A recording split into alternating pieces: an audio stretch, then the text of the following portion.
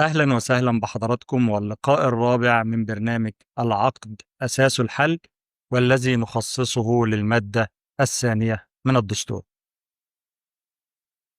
اللي مضمونها أو نصها: الإسلام دين الدولة،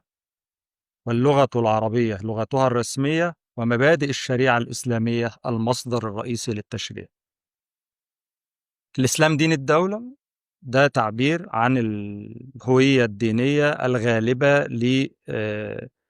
النسبة الأعم من المواطنين المصريين، دون أن تصادر أو تنتقص من حقوق المصريين غير المسلمين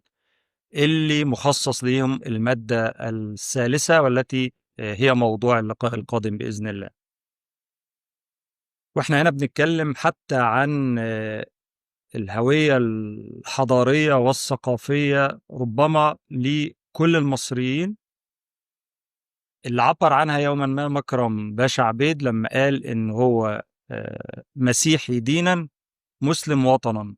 وكان يقصد طبعا بهذا التعريف هو الحضارة والثقافة السائدة في الدولة المصرية.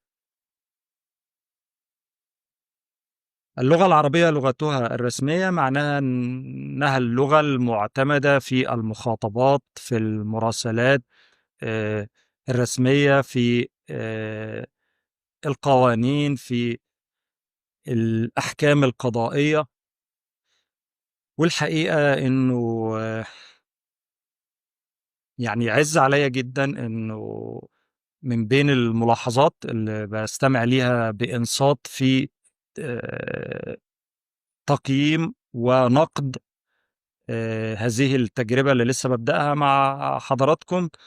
إنه كثيرين بيطالبوني بتبسيط لغة الحديث أكثر من ذلك، رغم إنه أنا بعتبر إني بستخدم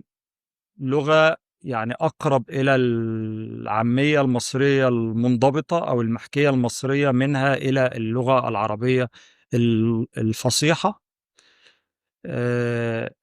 وهذه الملاحظة اللي أكيد بحترم جدا من تقدم بها، وهعمل كمان على يعني معالجة ذلك ما أمكنني، يعني بتقول إنه نحن نبتعد